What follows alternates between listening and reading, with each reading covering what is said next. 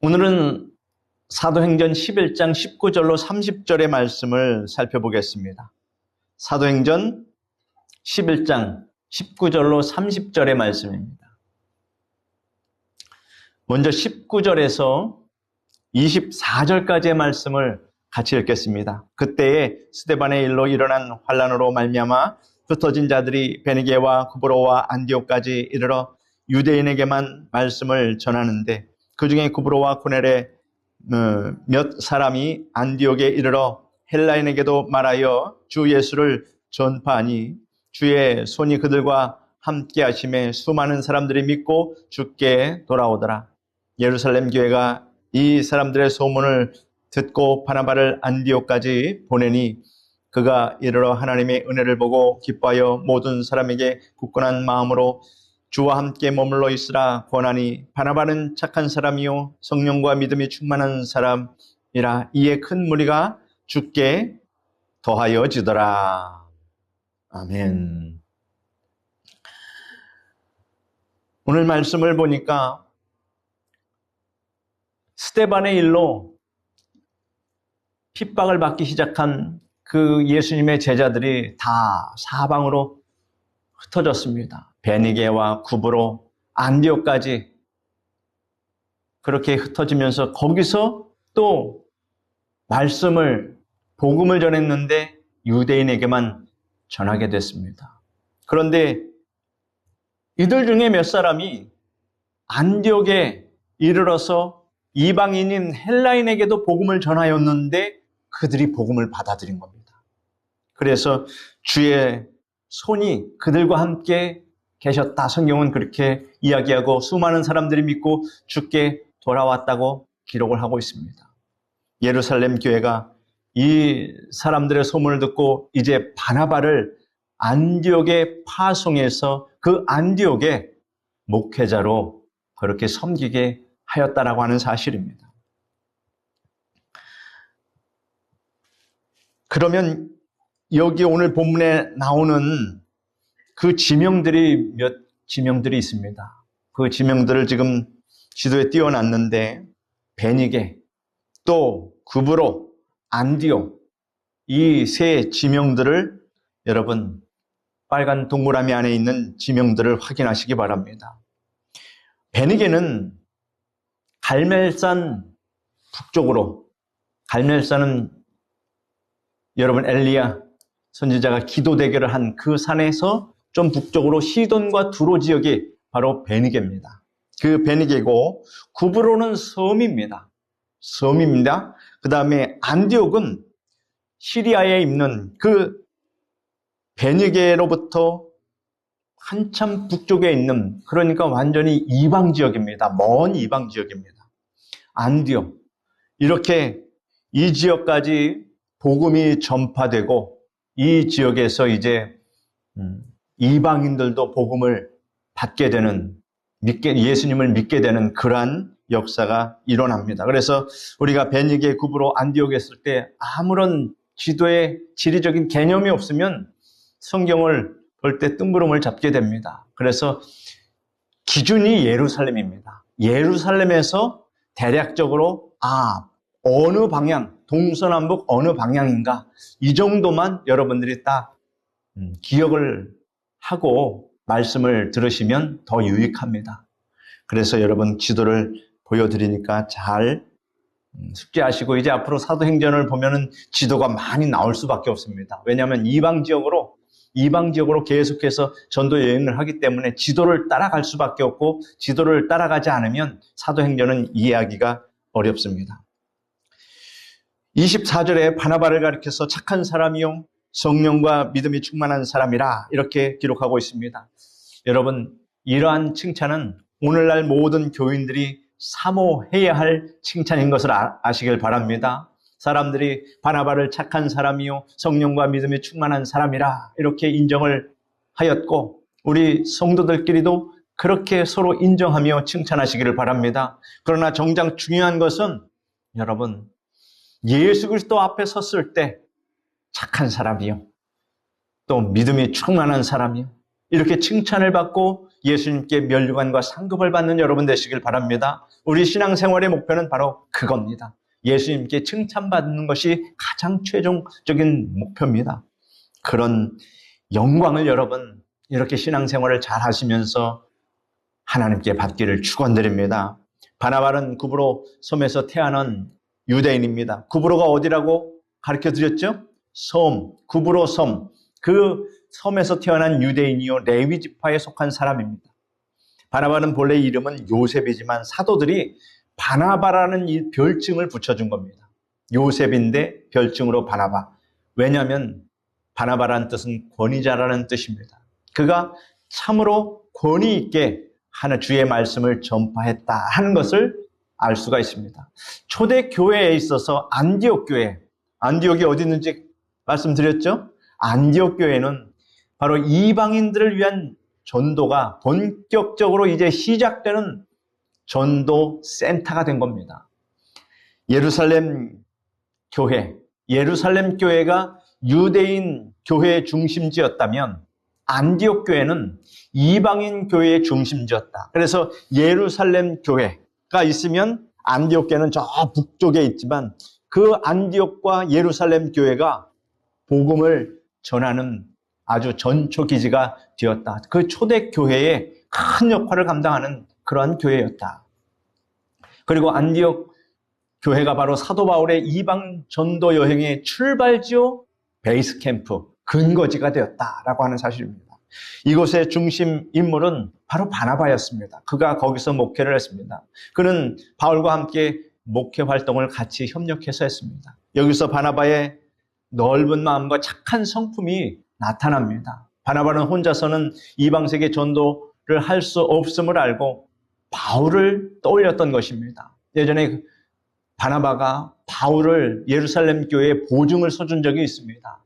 이 바울을 알았기 때문에 바울과 같이 협력할 것을 생각했던 것입니다. 바울은 다메섹 도상에서 직접 주님을 만났기 때문에 당시 그를 인도해 줄 협력자가 바울에게도 없었습니다. 주님의 부르심을 받은 바울이 이방 전도자로 활동하기 위해서 바울도 협력자가 필요했습니다. 그런 바울을 불러서 일하도록 협조한 인물이 바로 바나바였습니다. 그래서 서로의 필요에 의해서 연합하게 되었다. 참으로 거룩한 연합입니다. 바나바는 바울의 협력자로서 그를 인도하여 사명을 잘 감당하게 했던 것입니다. 사도 바울은 다메섹 도상에서 그리스도를 만났지만 예루살렘 교회에서는 그를 받아들이지 않았습니다. 왜냐하면 그가 예수 믿는 사람들을 핍박하고 잡아오게 가두었으니 어떻게 인정하겠습니까?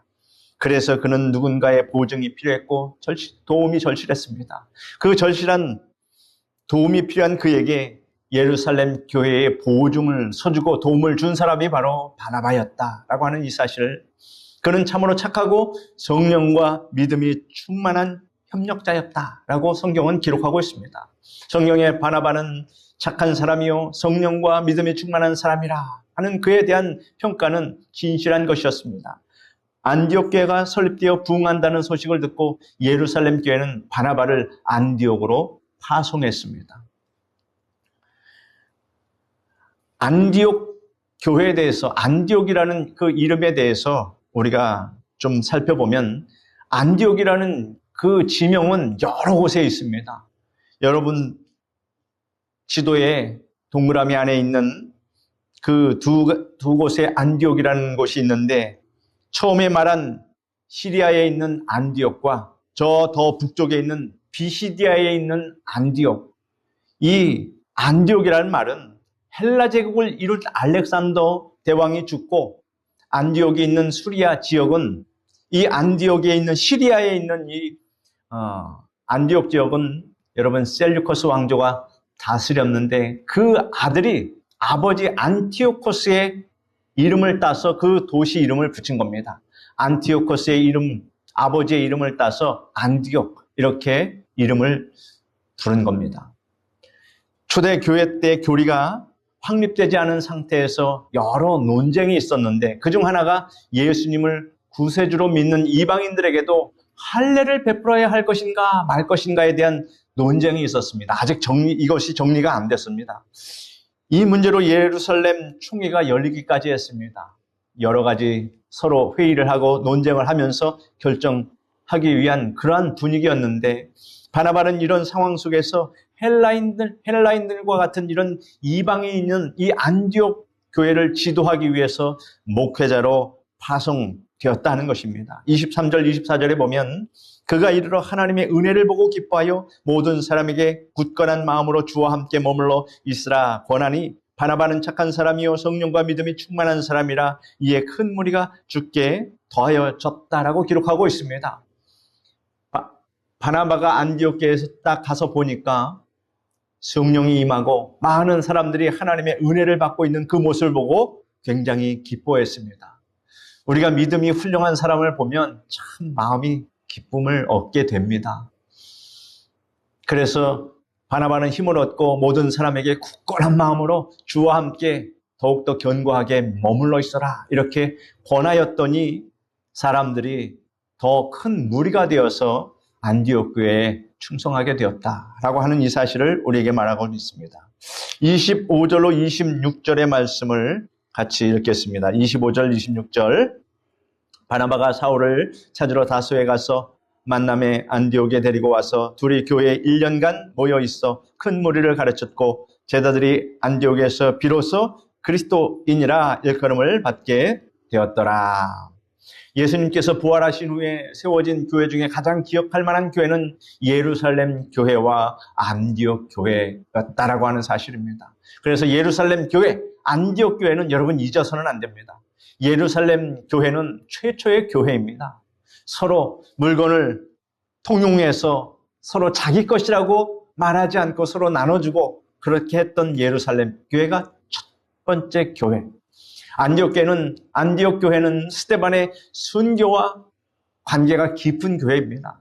스데반의 순교 이후로 핍박받는 그리스도인들이 안디옥까지 가서 교회를 세웠다라는 사실입니다. 이방 지역의 최초의 교회입니다. 스데반이 순교 당한 후에 유대인이 있었던 사람들은 핍박을 피해 베니게와 쿠브로의 안디옥으로 다 흩어졌습니다.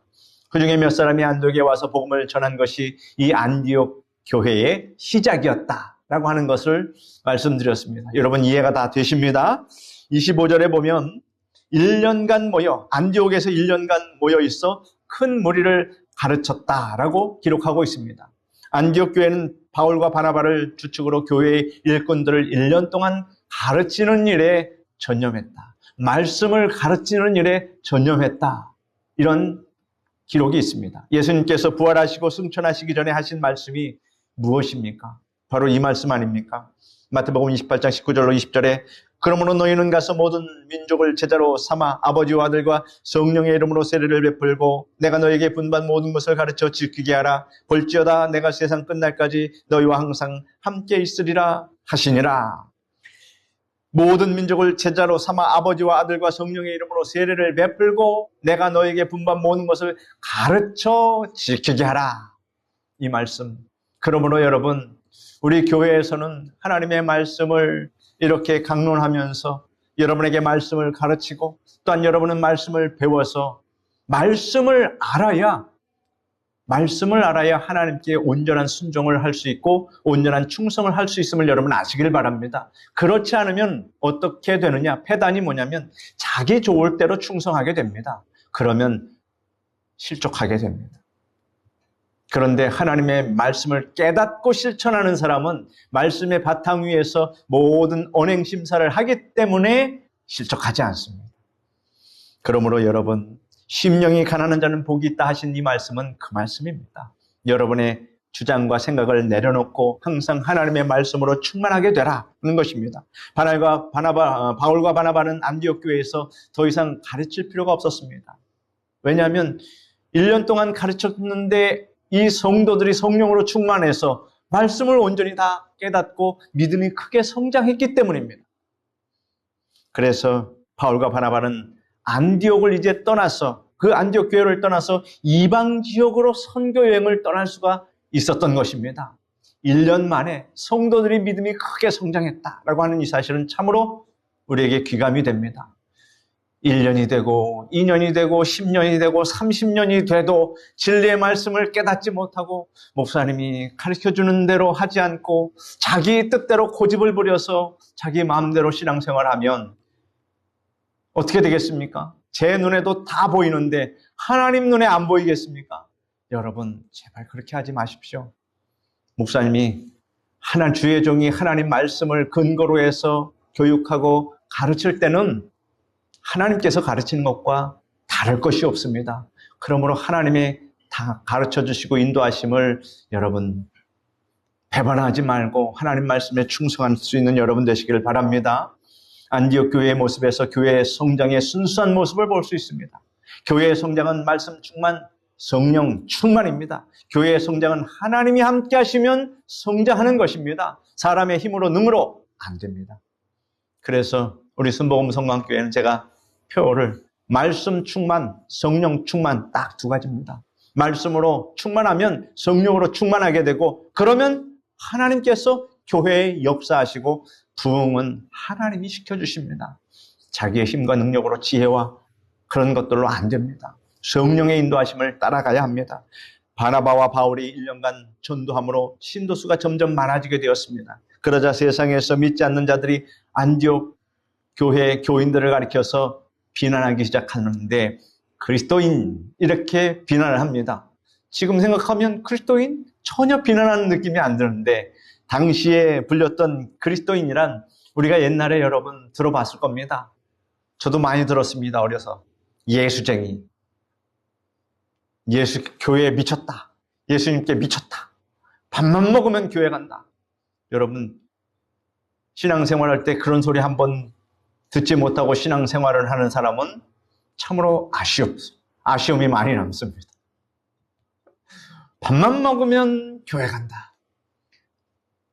그런 영광스러운 칭호를 받으시길 바랍니다. 그래서 나는 예수쟁이입니다. 이걸 자랑하시길 바랍니다. 그 당시에 그런 비난이 바로 세상 사람들이 안디옥 교인들을 그리스도인 이렇게 비난한 것 그와 같다라고 하는 사실입니다. 그러나 사실 기독교인의 대표적인 이름이 그리스도인입니다. 우리는 그리스도인에 대한 자부심을 갖고서 신앙생활을 하는 영광을 가지시길 바랍니다. 아주 얼마나 자부심이 있고 자랑스럽고 나는 하나님의 백성이다라고 하는 이 칭호가 얼마나 영광스럽습니까? 이 칭호가 없는 사람은 장차 지옥에 떨어져서 어두운 데 쫓겨나서 이를 갈미 있으리라 하신 성경 말씀 그대로 적용받습니다. 그러면 여러분 우리 그리스도인이란 어떤 사람입니까? 진심으로 그리스도만을 믿고 의지하는 사람이 그리스도인입니다. 그리스도의 마음을 품는 자가 바로 그리스도인입니다. 그리스도인은 예수 그리스도의 마음을 품은 자입니다. 그래서 예수님의 마음을 닮아가고 예수님을 본받아가고 예수님께서 좋아하실까 기뻐하실까 싫어하실까 이것이 우리 신앙생활의 기준입니다.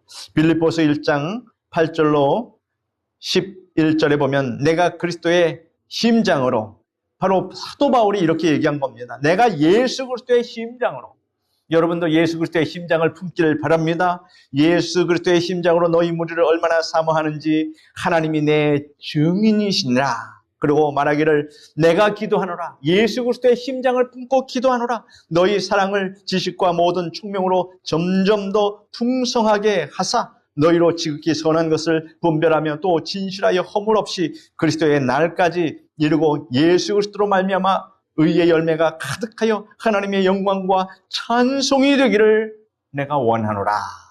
이렇게 기도한 것은 바로 예수님의 마음을 품고 사도 바울이 그렇게 진실하게 기도했다. 이것이 바로 그리스도인이다 라고 하는 것을 아시기를 바랍니다.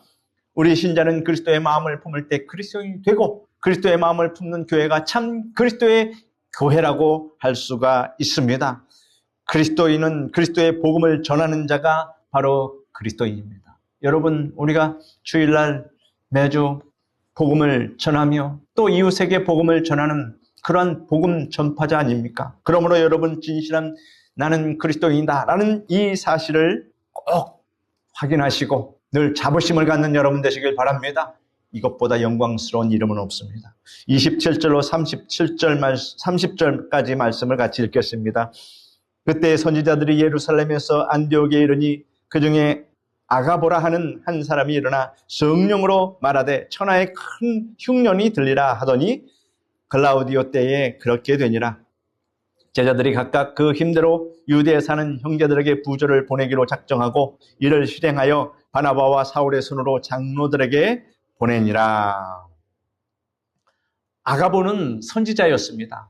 그는 선지자로서 예루살렘에 큰 기근을 예언을 했던 것입니다. 사도행전 21장 10절로 11절에도 아가보가 예언한 사실이 있습니다. 바울이 3차 전도 여행을 이제 마치고 예루살렘으로 돌아갈 때 이제 예루살렘에 돌아가면 바울이 붙잡히고 옥에 갇히고 죽을 수도 있다라고 하는 것을 성령께서 바울에게 직접 계시한 적이 있습니다. 그런데 바울이 가이사랴에 이제 도착했을 때 아가보가 바울을 만나서 그 바울의 미래, 바울의 장래일에 대해서 아가보가 또 한 번 예언한 적이 있습니다. 사도행전 21장 10절로 11절에 여러 날 머물러 있더니 아가보라 하는 한 선지자가 유대로부터 내려와 우리에게 와서 바울의 띠를 가져다가 자기 수족을 메고 말하기를 성령이 말씀하시되 예루살렘에서 유대인들이 이같이 이 띠 임자를 결박하여 이방인의 손에 넘겨주리라 하거늘 이와 같은 예언을 아가보가 한 적이 있습니다. 유대 역사가인 요세푸스에 의하면 가장 큰 기근이 주님 오신 지 주후 48년에 실제로 있었다고 역사에 기록되어 있습니다. 안디옥 교회는 기근이 시작될 때에 예루살렘 교회에 각각 힘이 미치는 대로 유대에 있는 형제들을 돕기 위해서 헌금하기로 작정했습니다. 구제 헌금입니다.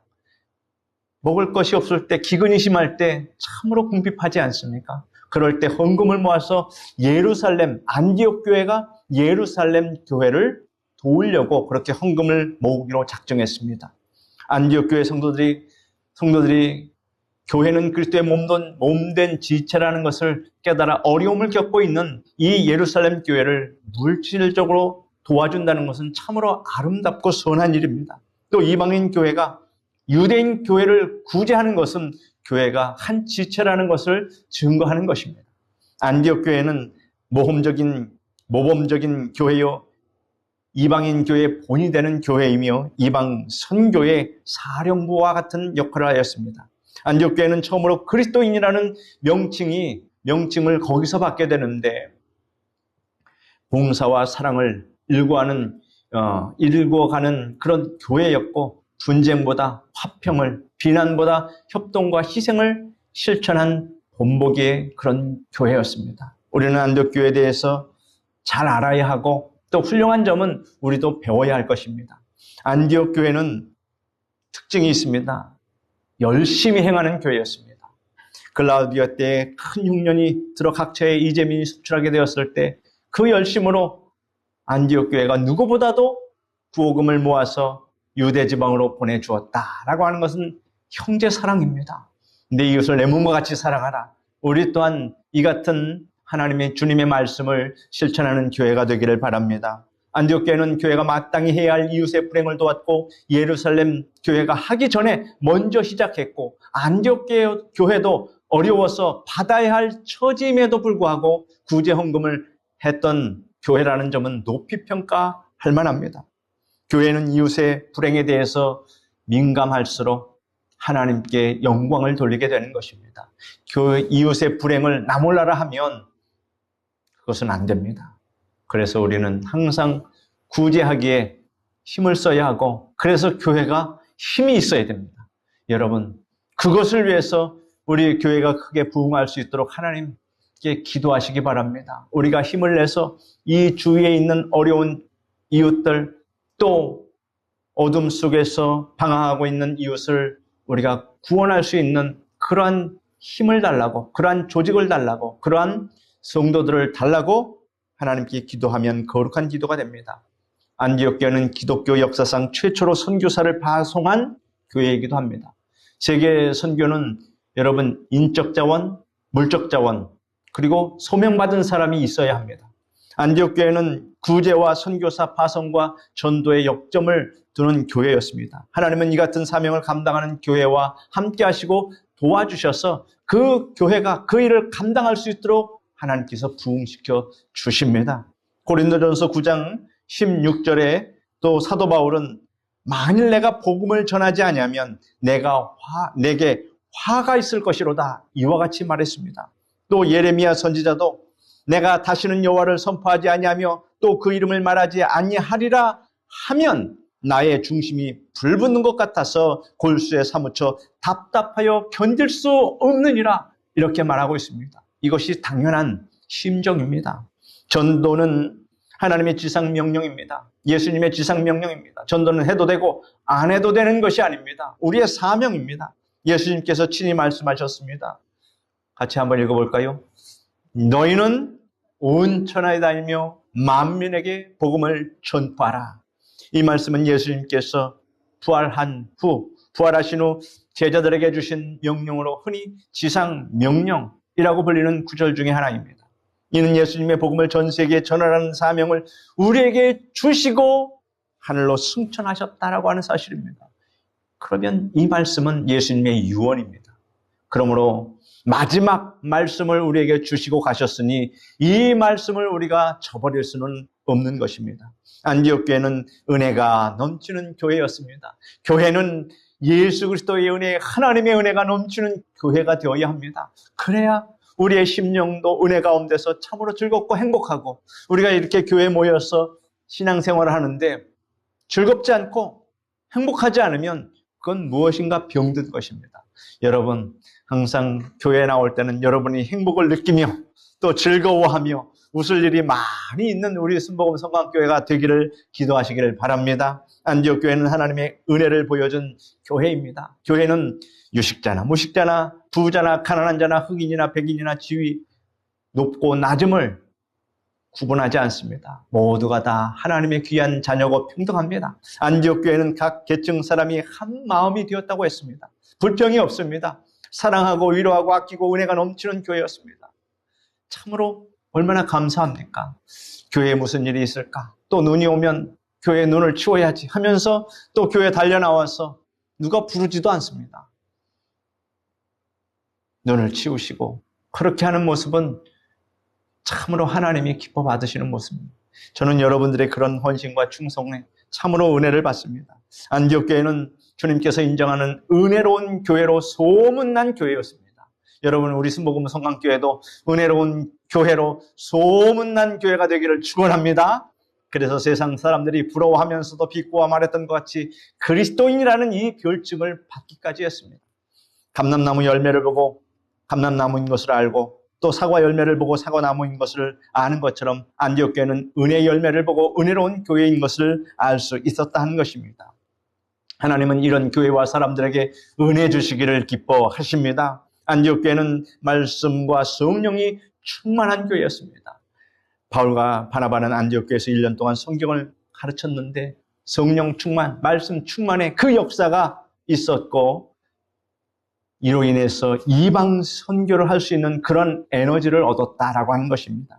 우리 신자들은 하나님의 말씀을 배워야 믿음이 장성해집니다. 안디옥 교회가 후일에 이와 같은 일을 감당할 수 있었던 것은, 선교사 파송을 감당할 수 있었던 것은 바로 말씀 충만, 성령 충만이 그 원동력입니다. 마태복음 4장 4절에 사람이 떡으로만 살 것이 아니요 하나님의 말씀으로 살 것이라 말씀했고, 베드로는 갓난 아이들같이 신령한 것을 사모하라. 이로 말미암아 너희로 구원에 이르도록 자라게 하려 함이라. 신령한 것은 바로 말씀입니다. 시편에도 주의 말씀은 내 발의 등이요 내 길의 빛이라. 이 말씀, 여러분 얼마나 귀한 말씀입니까? 안디옥 교회는 기도가 넘치는 교회였습니다. 안디옥 교회는 이방 선교의 사명을 다하기 위해서 사역지로 떠난 바나바와 바울을 위해서 기도하지 않을 수 없었습니다. 후방에 있는 교회가 물질로 선교사를 후원하기도 하지만 더욱 중요한 것은 그들에게는 기도의 후원이 절대적이라는 하는 사실입니다. 어찌 보면 기도의 후원이 더욱더 중요합니다. 물질의 후원은 하나님의 공급하심으로 해결할 수 있지만 기도의 후원은 오직 성도의 수고가 있어야 하기 때문입니다. 여러분은 우리 교회 성도들을 위해서 열심히 기도하는 그러한 수고를 아끼지 마시기를 바랍니다. 마태복음 26장 41절에 제자들에게 시험에 들지 않게 깨어 기도하라 이렇게 말씀하셨고, 사도 바울은 뭐라고 합니까? 항상 기도하라. 그래서 우리 교회는 항상 기도하는 교회입니다. 매일같이 나와서 기도하는 교회입니다. 하나님께서 기뻐하시면 우리 교회를 하나님께서 이 지역에 크게 써주실 줄 믿습니다. 서양 속담에 100만 달러의 지참금을 가지고 오는 신부보다 기도하는 신부에게 장가들라, 이런 속담이 있다고 합니다. 여러분, 이 말씀이 참으로 은혜로운 말씀 아닙니까? 100만 달러의 지참금을 가져오는 신부보다 기도하는 신부를 며느리로 얻어야 합니다. 아멘. 사랑하는 우리 성도 여러분, 여러분이 예배드리는 자리, 이렇게 예배드리는 자리, 기도하는 자리를 마귀에게 빼앗기지 않기를 간절히 부탁드립니다. 세상 오락과 즐거움에 빠져서 예배드릴 자리를 빼앗겼다면, 또 나태하고 게을러서 기도할 시간과 자리를 빼앗겼다면 이는 회개해야 합니다. 예배는 그날에 받을 양식이요, 그 기도는 그날의 생활을 여는 열쇠입니다. 예배는 그날에 받을 양식이요, 기도는 그날의 생활을 여는 열쇠이다 하는 이 말씀을 우리는 갖기를 원합니다.